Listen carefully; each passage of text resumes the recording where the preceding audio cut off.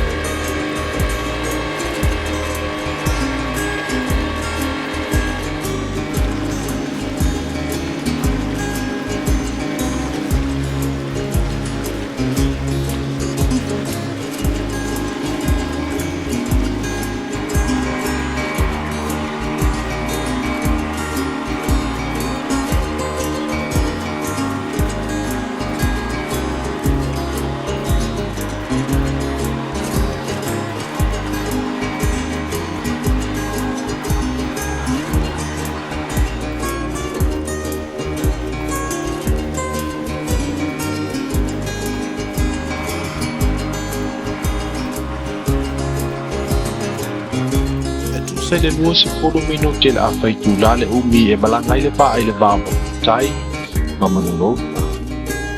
A o latalata tu le mātou vanga. O le latalata mai fo i lea le mātanasi ma le mātango fio Manono-tai. Ua tātie mai nei o mātou upa. Ua taunu le vaa. Ma o mea nei na matua i mao whai le vai. Nea ua mātou tūla eleeele. I Manono-tai. Mo mua, e mata ina tele le mata mo fie o nā tu whanenga. Pai mai le tala e masani o na whanamoi. O le mea e ei le loto e mawhai o na whai. A fuatu i le lai te o waa nei o lo whaongai nei whemalanga ia. O na mao whai lea. A waa whale nei o auto sila sila ai. O se maa, o piliti. O lau papa, ma le tele o vaenga eseese mo mia. Na lau uma mai lava i ta mai vaa nei.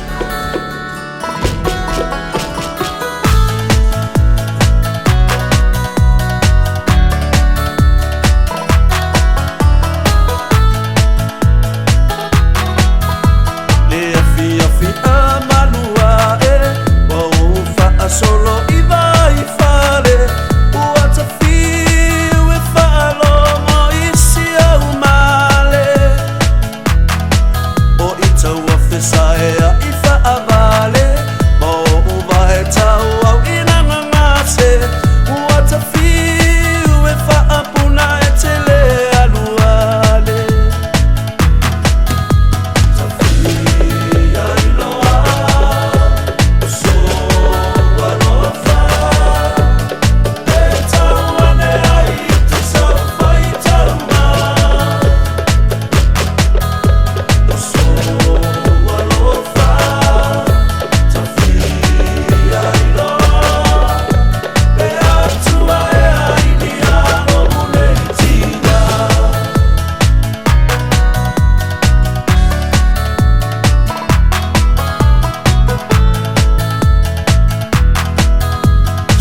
ia o e sunga lo uau ua maolo utauanga fau ua sana moina ele mafau fau aese iangi mai au le sau momoni ita yulu ulu la au ese ia ufa ase e mali e ibeau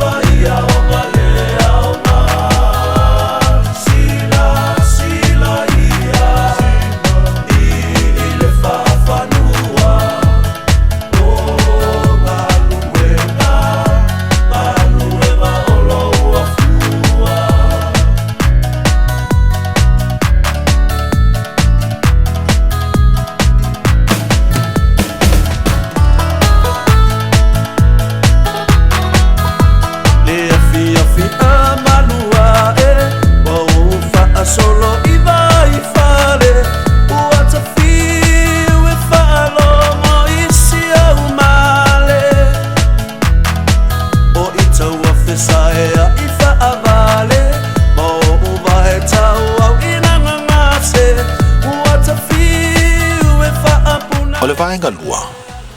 O le mama o lona si o manga malau fanua lanu lau avao manono. E faa o sofia ai le fia no fai i nei. E tele to e fia malanga mai uta. Tolu, o lona mutia. A e tanga ia tu le mutia le na.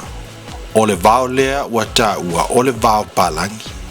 E pe o se kapeta lona malulu malona ngatasi. Pea e savali ai. Ma o le atu whalenga uma le nei, ua o fitia uma, o na lau whanua, e le vao palangi. Wha, e lu ma whale le sami, ai o lo maua fo i ona tua maota le eleeele le lei, mo whatoanga. 5. E tele vaia se taifau i Manono-tai. Awa o matua i tapu i le tula fona le motu, ona whaulu whale atu le taifau. Ono, o maota o whaafenga inga i Manono-tai. Ele pei o whaife au iuta e tū lava o lato maota i tawhatafa o le Palesoo. A o mato i Manono-tai e ese le me tua i le Palesoo. E ese fo i le nofuanga. E susuai le au na le tua. O nisi au vaenga o tūlanga ese ai Manono-tai. Mai au polu masawai. Ai usi mai loa lau mai moa. O se vainga whata milo lenei le motu o Manono-tai. O ingoa o pitonu o loo iai. O le pu'eina. O whaleu. O sa lua mapai. Ma sa pu'eina atu ia le tele o nei ata. Mai lunga o le vaa. A foi mai. Ona e sila lea inisi o vavau tau o Samoa. O loo i totonu o Manono-tai. E pei o le Palesoo. O le Vai'avea. Whapea le vaenga tonu, o lo iai le maa wha manatu aemaise le malu. O le eseese me tutisi i whale ui manono. O le to ainga lea o le eseese me tutisi i Samoa nei. Mo lo si le fia, e le aini tāvane, e le ai fo i se awala tele, i Manono-tai. Solo I Vai'avea ua tafiu e whaalomo isi au male o I taua whesaea I whaavale mo uwa he tau au inanga ngase ua tafiu e whaapuna e tele aluale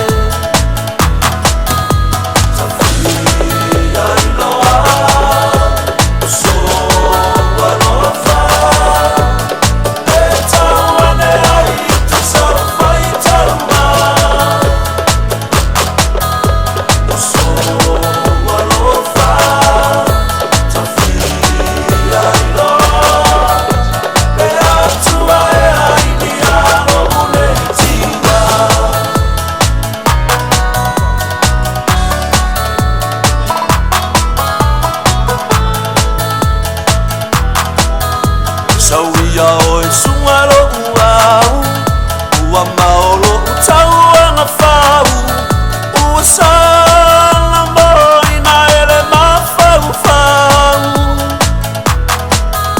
aese iangi mai au le sau momoni I taiunu ulu la au ese ia ufa ase e mali e I beau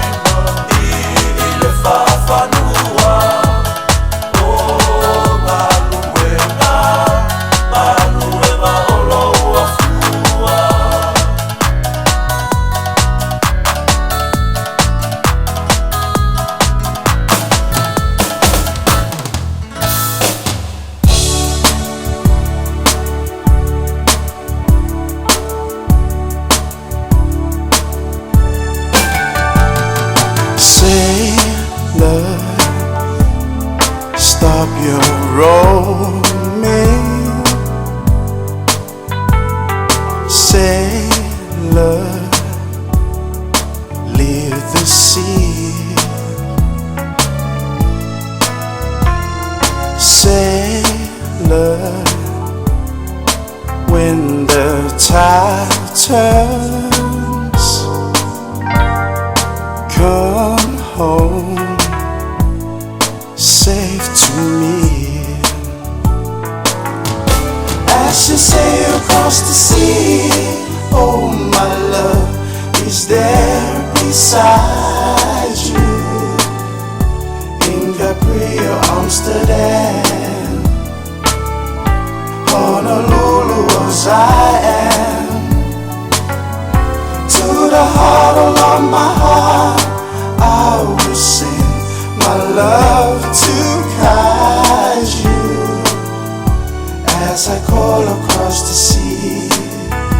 Come home to me. Sailor, stop your roaming. Sailor, leave the sea. sailor when the tide turns. Come home safe to me. As you sail across the sea, oh my love is there beside you. In Capri or Amsterdam, Honolulu or Zion, to the heart of my heart I will sing my love to guide you. As I call across the sea, come home to me.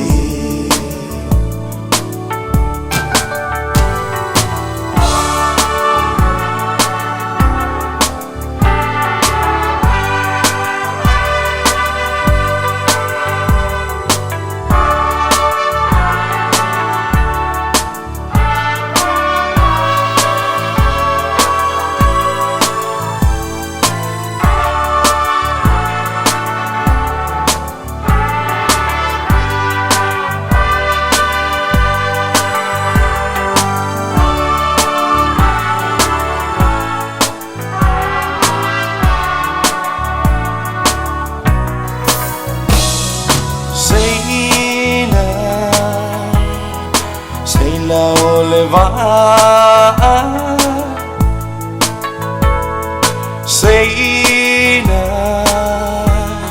Jangata olevasa Seina Jalai olemaya Seina Wavala aure malanga Malanga uamu wafa'ata anilo iatunu uma Talofa ina isaila Wale momoe ilepo Talua ile vaaiga ole au malanga ne iaise e afaina Whaina isaila Le whainga tane ngaruenga Talo whaina isaila Le whainga tane ngaruenga Seila Seila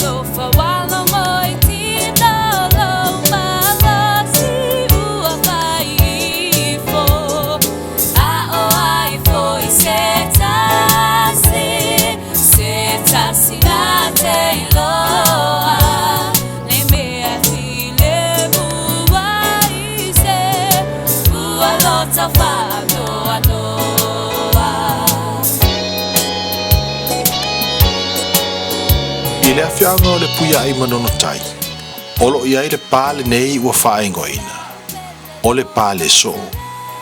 O se tasi lenei o tala o le vavau, olo lau vilu ia le atunu, i le aave o le longolongoa o tala o le tueina o vavasa, lea na momo'o, ina ia atoa le lei, le se lau o ana usunga, po ana vā.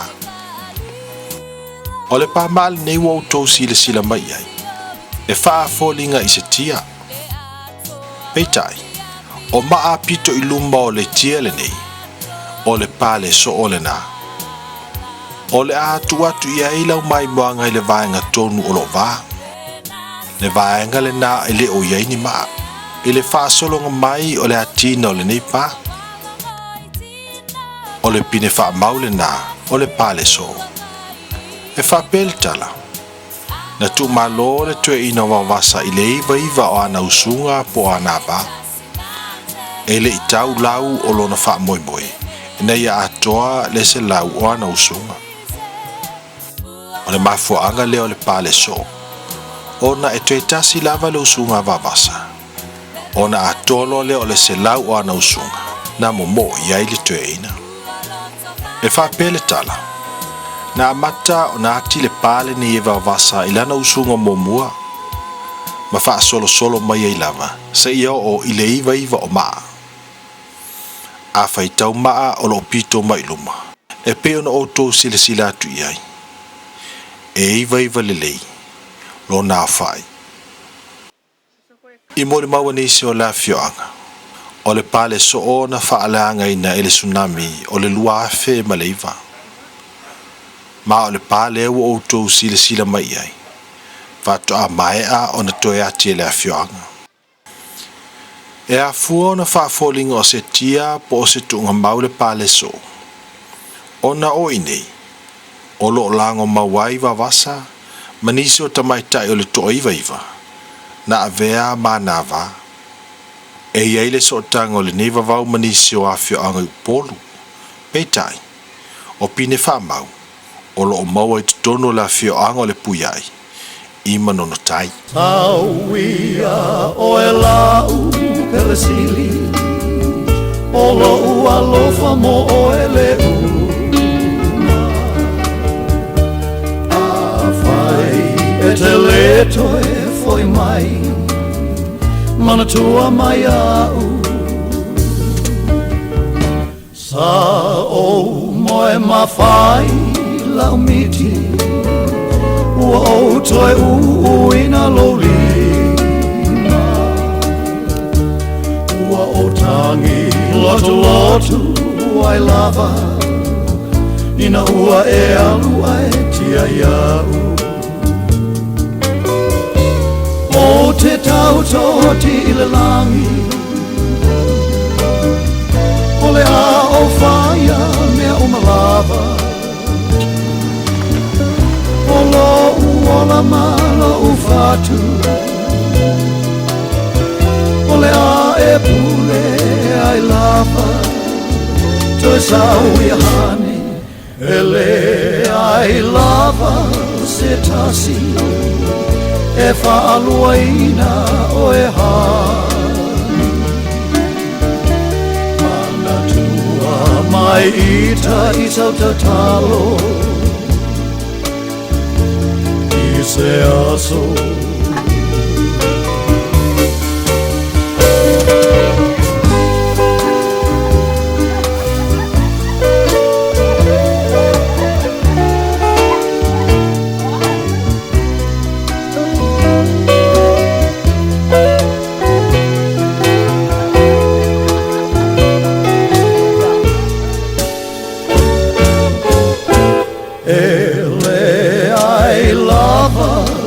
Tasi e whaaluaina o e hani.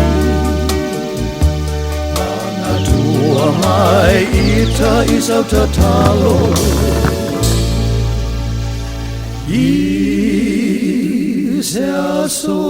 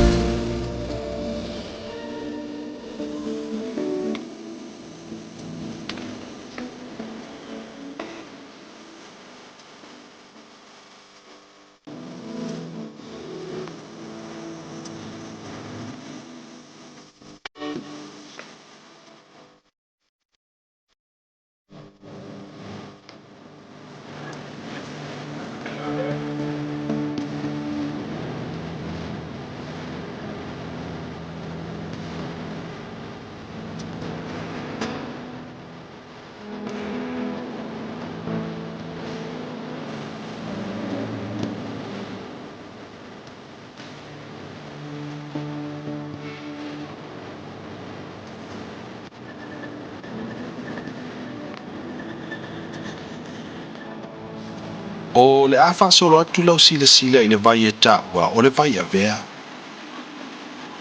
O le vaenga tonu lea o lo ilo atu ai le pou moli ma le whaatano o sima. E whapea sa tau ma iai sua vai o le vaitafe, sa tua iai Manono-tai i aso ana ua. Peitai, o le vaitafe lenei na mimiti e ai tu Apolima, o na sola lea ma le sua vai. E o mai le teminei, o lo tafe pea le vaitafe lenei, i totonu o le motu Apolima-tai. E a fua o na whaingoa o Vai'avea, o wā o le vai sa iai, ai ua vea. E pei o na moli mau atu i lau sila. Ua avea ma lau whanua mātutu a toa lenei o ngā eleeele. Sa tafe ai le vaitafe o Manono-tai. E whapele tala Manono-tai. Whata ailo atu e i tua manono le mea o whai e i tua Apolima-tai. Ilo lātou mimitina o le sua vai o le vaitafe ma sola ese atu e i tua Apolima-tai. O na whanatina te atu leo i tua Manono-tai. Na ia toe mou maisi na sua vai moro lātou motu. O na o atu lea ma ene pui manawa o i tua Apolima. O na pisi mai ai lea o sua vai i whafo mai fufonga o i tua Apolima-tai. O sua vai ia na pisi mai whafo. Na toa i le nofanga tonu lenei i totonu le puiai. E whape foi i ise a whioanga o Manono-tai. O vai nei e whaingoa o au vai. E ngwhanga rei o i sārua, sa ele vai kawhi ngei mangongo. Ngō mai leo aiku Apolima-kai. O mai miki akulu vai kawhi sa ngei mangongo. Mai leo aiku ngei tenge ia aiku mai kai Apolima-kai. Le pisi leo vai ia, le mafua i vai ia. Tenge pisi ele vai ia, le mafua ia, mako vai ia. Vai la ia sa whao ngai. Mangongo yaso ia. Yaso la ko mai ka ele. Ia waso ngi, ia reu whao ngāle me o gange vai e usau. Lala ua arua ua iku Apolima. Awe ia vai ia reu kawhia i kai Apolima-kai ia ua e. Ora ngu whao ngāle whainga so ngō e kangaka e. Whainga kāre, whiau aingo le vai. Ia nge mongong. Ia reu whaingo whiere ua le mele vai. Ia fofu umara piko ngu e whao mongong. Mako ainga soringa ia le vai. O nei vai puna la iti lava e tutu solo i totonu le whanua. E pei ona outou sila mai ai. Ua maea ona si malelei ma tāwai te tasi. Mao i nei fo isa tua iei Manono-tai. E mawai le suawai magalo. Awa le soifua o na tangata.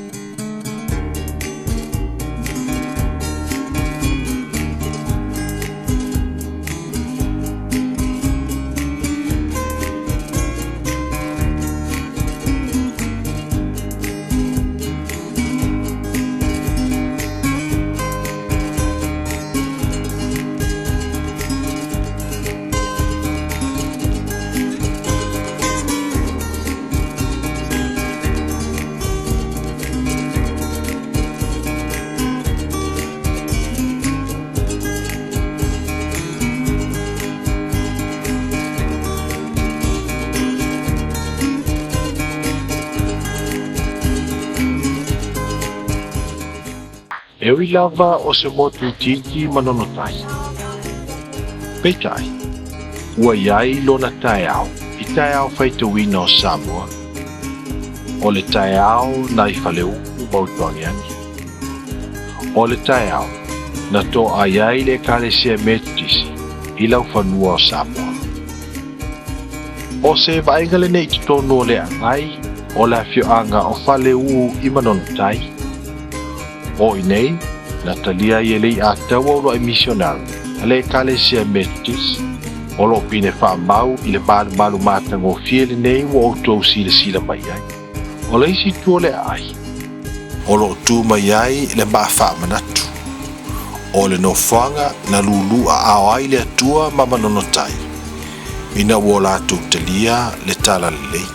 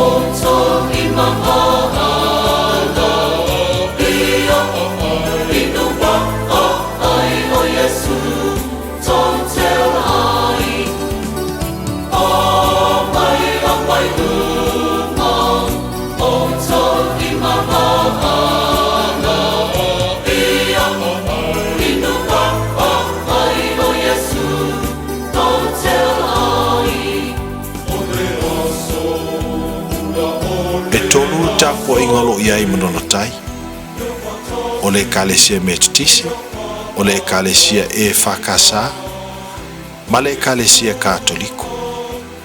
O ekalesia nei e tolu, o lo tāpua iai la to uma, o lo au mau I Manono-tai.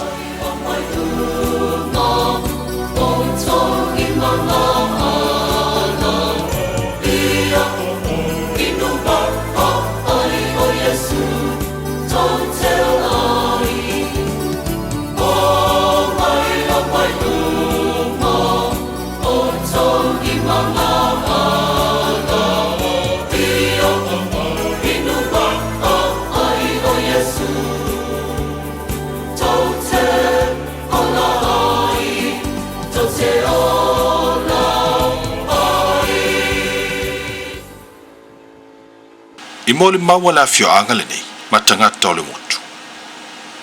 O le matai ai a Manono-tai o le ia lava I aso te tasi.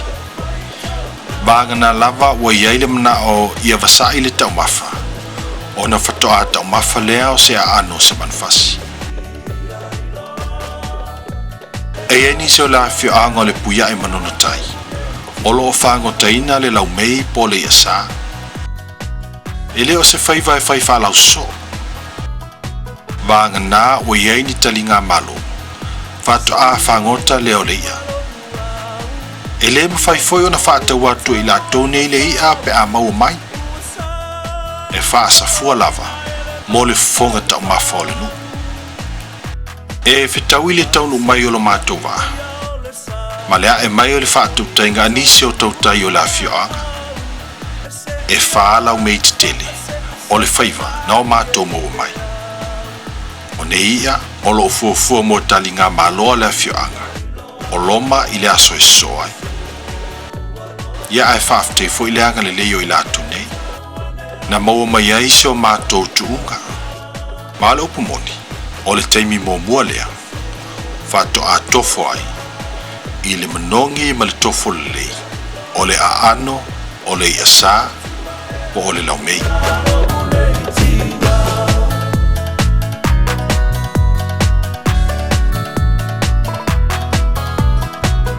Ia malo lava le sila mai mo le tātou atunuu ai o le Vai'avea foi lau sila ia fioanga nei o Manono-tai ma Apolima-tai o na foi mai loa lea tātou malanga I le motu o Apolima-tai.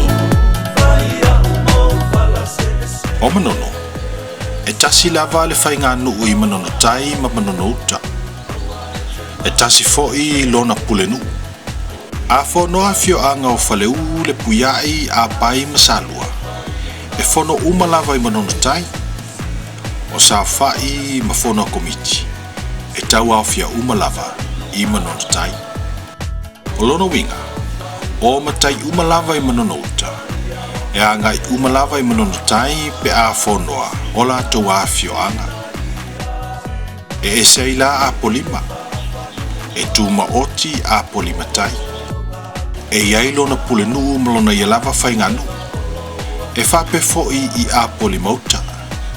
E ui lava o neinu e lua Apolima-tai ma Apolima-tai. O lea fioanga lava e tasi. E tasi foi lo la tau whaarupenga ma pa ia tau ave. Pe a poto Samoa.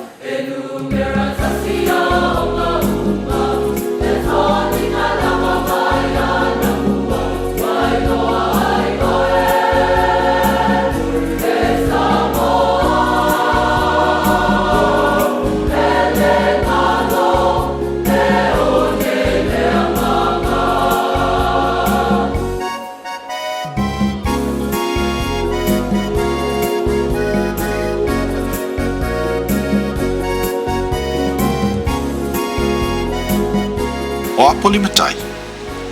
Fai mai nisi o le motu e fai mea mawhai. E le mawhai ona e malamalama I lea whaalaninga o Apolima-tai. Se vanga nau e folau le whainga tā ma le soso. Po le sisi o lona ngātai whale.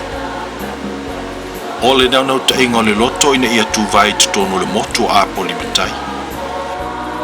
Se I aemaise se vaaiga matali ma salsalonga o le loto.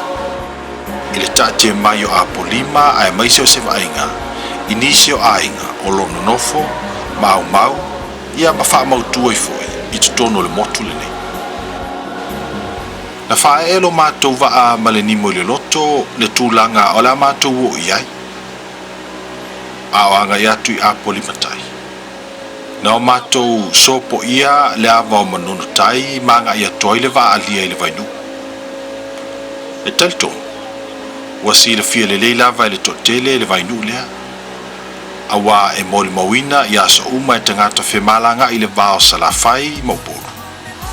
O leo ngā sami le e sili o na sisi. I whemalanga inga, a vaa la o pasese. O le malanga lenei na o malamlamai. I le winga o le whaalaninga o Apolima-tai. O le motu e whai mea mawhai. Awa e na o tangata loto tele. E whola wai I nei o ngā sami lo loto. Lolo wā, ma le soso I aso te tasi. Sa iei le manatu. A lata le vaai le motu. Ona toa leo le so. Peitai. Wa sili atu ona whiatu whai lo mātu waa. Awa uati leai ona luta luta le ngā te whale. Ina walata I le motu.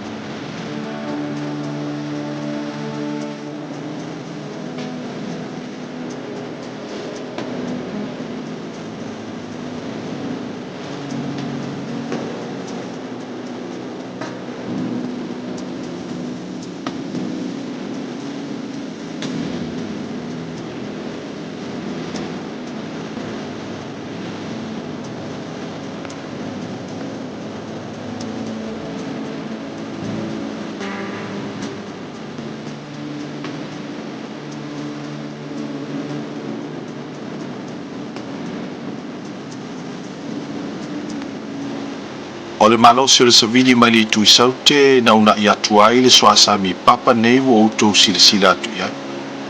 Na fuai ngalu soso. Lea ua mātou whetai ai nei. E le aise a au, e le aise a aloalo. E tū mātila tila Apolima-tai le moana sausau. E ui lea, sa mo pea le lotu tele. Ona o le toa file mu o le mātou kapiteni.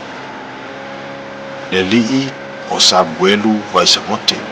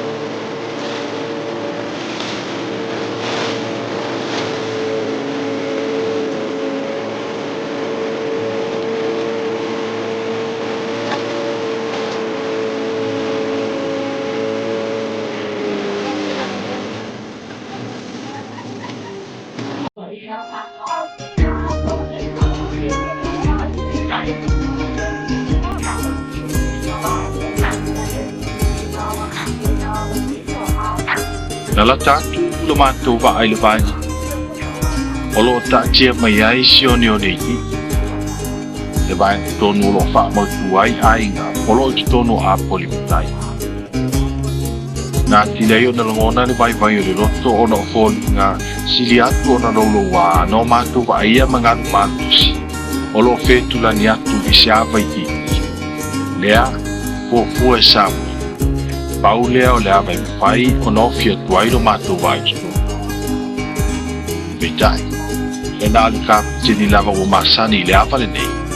E te tau o na whaafoina se wa, e anga i atu i totonu le motu. Mo whaafua pēa lo mātou waa a o tau fuafua le li kāpitini se whainga. E mawhai ai o na mātou sao atu le awa. Nei ulawa ina o mātou māli lie whata. O le atau mawhai e poe atu se atolu mai le vaenga lo mātou whao pēa i. Ona, e ono a pātia le mātou whaka. E a whai mātou te tau whai o fiatu. I awa, ona o le māga losi o ngā. Whai ngā tai o na maua i ele manu. E whai ai o na mātou wanga i atu. E wila pa ele whai no mātou tuvae i totonu Apolima-tai le mātou malanga motu. Ai sa iei pēa le whanonga ngolero. Una ia toi foi pēa i Apolima-tai. O wālau mai wanga sātua. I le vai aso na puli ale ai. Nau mātou toe malanga i Apolima-tai. Peitai, o le malanga lo na rua lea. Ua mātou malanga, patasi makapiteni e tonua, o le sunga i a Samuel mai sa mota. Pa pēle tō wha i a tau le vaa siosi. O se kapiteni mo motu sanga fe malanga. I o ngā sami sou aemaise le awa tau whaamata o Apolima-tai. E whionono le sou o le vasa i le malanga momua. I le tūlanga na vaaia i le malanga lona rua. Peitai, e tasi lava le wha moe moe. Ia ofi atu lo mātou waa matulau eleeele i Apolima-tai. I wanna share your love every minute, every day and night. And I want you to know that whatever you do and wherever you go, remember someone loves you, honey. No matter what, I want you to be my guide. Someone loves you, honey, more than anything in the world.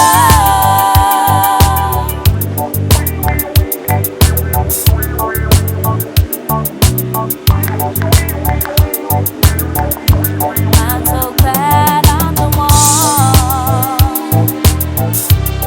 that you came to when you needed someone. Yeah, that's what my love is for. It's a shoulder to lean on. You're not going to stop. Remember, someone loves you, honey. No matter what, I want you to be my guide. Someone loves you, honey, more than anything in the world.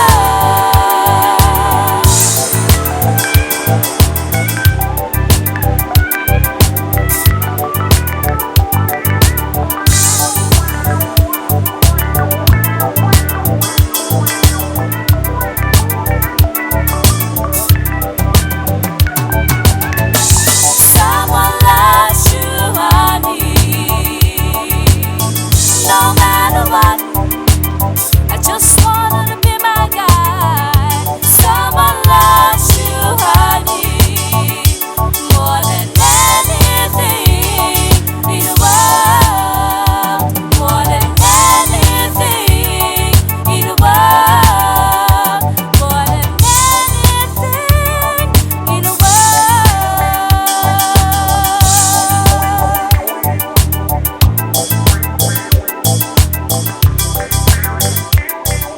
E ma e u le tomai o tau le vaa siosi. e pei ona moli mawina, e nisi o tautailonga o Apolima-tai. E paule ni o le tangata ele o se Apolima-tai. E whaasasa au mai lava lo na vaai totonu le ava, e taimi uma e malanga mai ai. O aso ana mua, sa whaitau ngā lue fitu, e fua i eile taimi e malua i le papa. Whato a mawhai o na ofi mai le vaai totonu le ava. Peitai, o aso nei, ua fua i le vaai ma le taimi e malua i le ava. O le mafuanga leo le lau lo te leo tau le vaasia osi. Ona ua ia si le fia le leile taimi e to ai le ngalu sa wao le ava le nei. Na sao sawa le vaa to e wha le mu, wha o pea mo si na se kone, o na tatala lo leo le afio le vaa ma se e atua i lava le vaa i tutono le ava. Mo fiatu i Apolima-tai.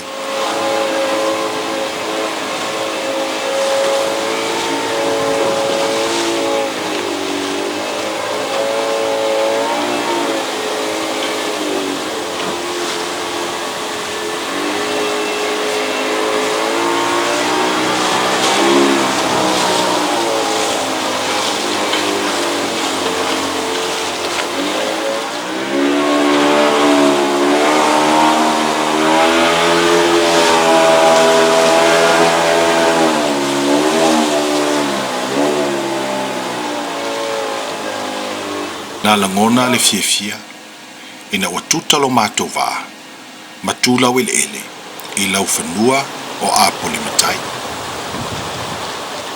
O le amulia ina a matu lau mai moanga i tutonu o le afioanga. Ai o le amuamua moli moli atu le whautanga mau mai le tō wha e a tautai o le vātou tala. O le tuua o le afioanga o Apolima-tai. I sona finangalo whaalia, whaatatau i lona afioanga. E mori aku whaakai i whaururunga fo i orangei whaamoe moe. O Apolima-tai ni ngei wo o mai e le TV Samoa. Ia e whaamaruru aku i pa ia masao Samoa, pe ale au i ese whaamkalang. O au o tautei o le vau tautala i Apolima-tai. Ma o lo o waaia nu nei i Apolima-tai. O Apolima-tai vo e sa se tasi o na sau so o pu e fua. Ia leo wa kei wa mo la wa le leo kang po. Ia matau fau. O ma fai mo wa so maku wa ngo. A kongu o se fa ai nga fu i o ngengu. Ma ngu ngei re o ye ngei fai fe au. O lo nga pa kier fai fe au nga lu nga pu lenga. I manua ngei va yasu. Ia o lo ngo fu ka kalo e ngu ngei. O ngu ngei se fu ma le lua ai nga. Ia fu ma ko lu fai fe au. Ia pe kusa masenga se lau mo kupu ngi on kangak.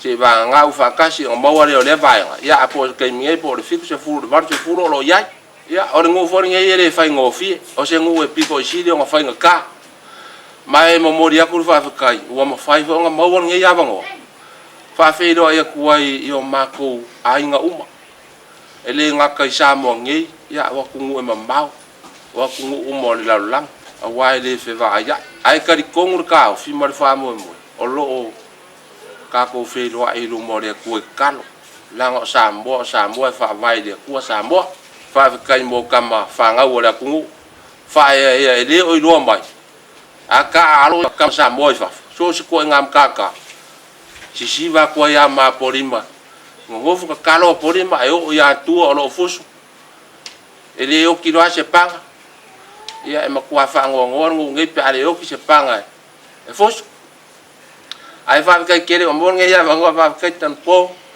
tau fa ia o rua la ka Apolima ia ole a mo lo rua va ngo ia pu'eina ka ko waka skere pu aku le ma ko vai o vai ngai ve mai nga mo e nga mai e vai o mangongo ai le ai o le vai ai ere ingei o le fangu vai a tau tei o le va nga pa ia so nga mo ia o le rua i vai nga ko nga Apolima ia o lo kafe le o nga ko fa ka lo fa ku mo ai nga u mala ia aemaise o Samoa o mai le au su iau kai o malo ia se ko wa lo fai fa le ka ko ku e au ko pe femisa o le ngei ia e le so nga sa u yesi kanga nga kanga ke le me manga ma ke le fa e pe ka po ma tau fa Ola se Se tala fo ele totonu le ava lea i tūlanga o le anga i mai. O masane lava o lo toa ki o anga. Ia, ua whawhikai mo le wheseri. O le ava o Apolima. Nga pauanga yung kangaka o le fia kokoa e kongo Apolima pe ama ngā mangongo. Ia, ele anga i langa o mako uso. Ai, o le ava. Whawhikai o mausia wangoe whamkarai lava o le ava. O umala aso. O aso nga mua. Nga mako whiola mai e whai kau ngana. A whai e ki sau ngā kai o lau o whanga. Rua ke ngofu se i ma pēr whanga anko e whai kau akiri leo le siau whik. A umare whiku ngā ngai loa leo malu. E siau kong o aso nge. Ua fua le malu. A e loa o kara whengai ua rengi ngaru le pap. Ia o ngai oso mai loa le kong ma e sao ngā le mu. A le mea ka uaku ma ia mana malama e o le awhio ai mai Apolima. A o mai ia ko a pere kai a i kai. Ia ma ai le ko a oso mai le kong. Ia ma wari sa ngare mo onge ia fainga se ola po se soifua. Ilo mako wa. E se kanga ka sa ko kong nge po se se ange. Wa le mapu nga kai. Wa malor fai kau ngan. Ia o solo a ko arisa. A fai la o nga ka ele. O ia piki nga kai o. Ia so ia. O nge ka sia le lo. Le fo nga ele nga le. Nga o le ku ai ko fa sa nge. Nga o keri soa e ko ngā ka ikia la mosa e whakasa mo lea kuri whawhekele ia mo nge ia wangoa ia no whaanga mo o rua sanga whamanguia o rua markiwi sa moa mo Apolima o moro ka ape i whaf ma kongo lea kungu ia aemaise o uo e siri o pele o sa moa aoaoga whakaungu inga ngai whamo e moe le lo foreri ka koe whelo ia kiri se siaso ia soifua ia ma ia manguia. Ia, whamalo atu I lau sila mai moa o lenei ua tūlau eleeele le tātou porokala mei totonu o le motu Apolima. O lea e sila I le atu whālenga, I nisi o Aiga ua whaamautu I totonu o lenei motu o Samoa. Ia, ai o si mai lau sila ma lau mai moa.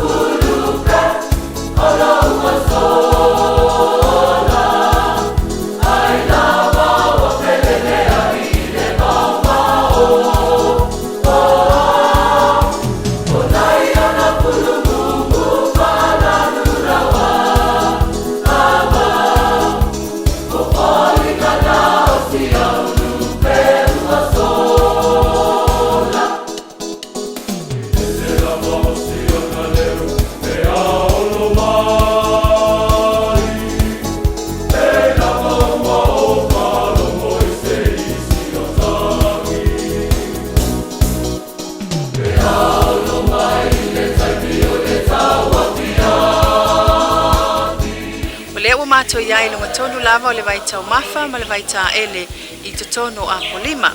Ia pe ona tāua I le tala manono o le vai lenei na mafua mai ina ua watu ai to Apolima nei. Ia mamimiti mai le suavai o le vaitafe o manono. Le tāua na mafua ai le vai nei ia ai usi mai lau sila ma lau mai moa. O le asi avatu lau mai moanga I le vai o Apolima-tai. O le vai sima lea ua outou sila mai ai. O le ola tanga le o le nuu mo le suavai tau mafa. O le vai le nei o lo ta'ua e Manono-tai. O le Vai'avea, lea e whapea. O le vai na au mai e ito Apolima-tai, mai lo lato motu o Manono-tai. O se mau, o lo te ena e tautai o le vau, ma Apolima-tai. e tusa o le 20 mita le 30 mita le si mafala umi o le vai lenei o le pito i tai o lo iai le vai taele so atuai ma le vai tau mafa o le nuu ai o le vaenga lo whaamalu mai le fale o le mata vai le na o le isi vai lea tawhi mai iuta o le vai tau fusi o lo tawhi mai le tau fusi ngā uto la fioanga o le nei vai e le o whao ngā aina lona soa vai e le a fioanga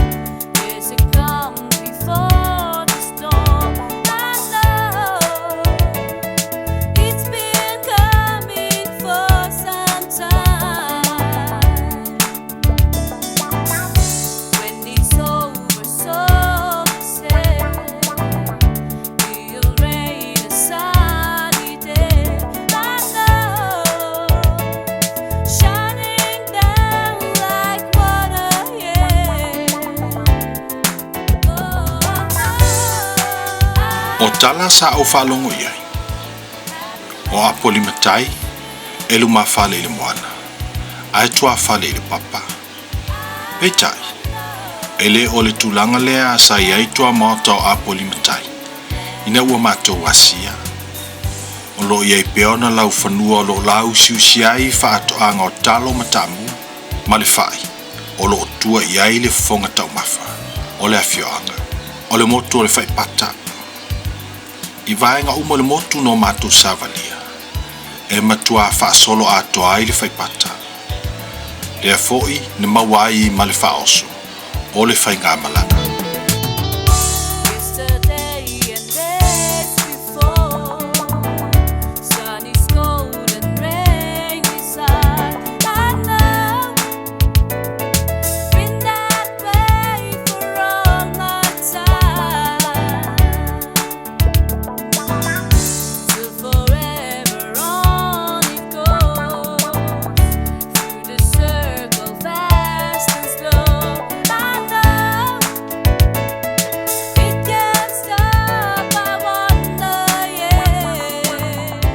O le moli e le tise o Apolima-tai. O lo o ngā sia mai le malo sio le la. O se vainga le nai e le meni o lo pu'eina le vevelo le la ma ngā sia ai le tise.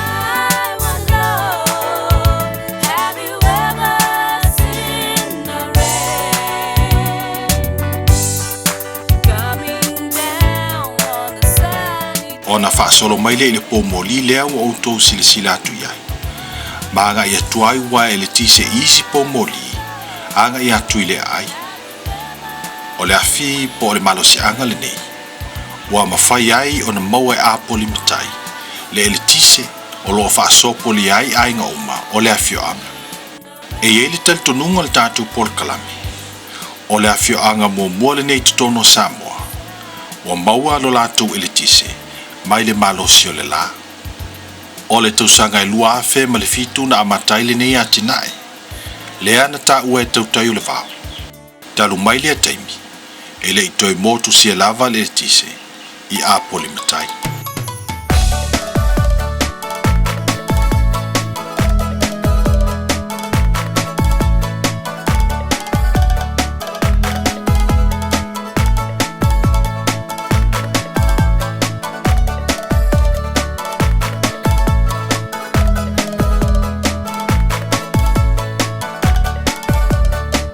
Ia tu maunga o Apolima-tai.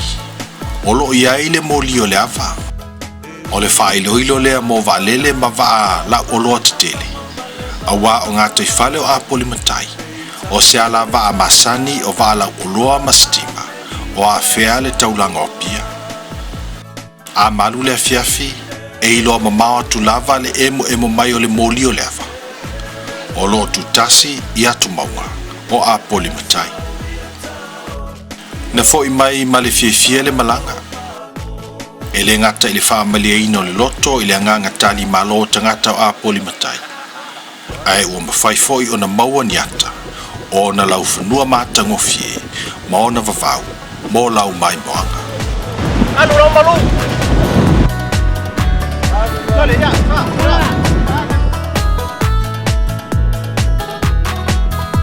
Le afi a malua e o fa solo i vai fare o ta fi we falo mo isi o male o ita wa fesa e i fa avale mo vai tau au ina mamase o ta fi we fa apuna e tele aluale.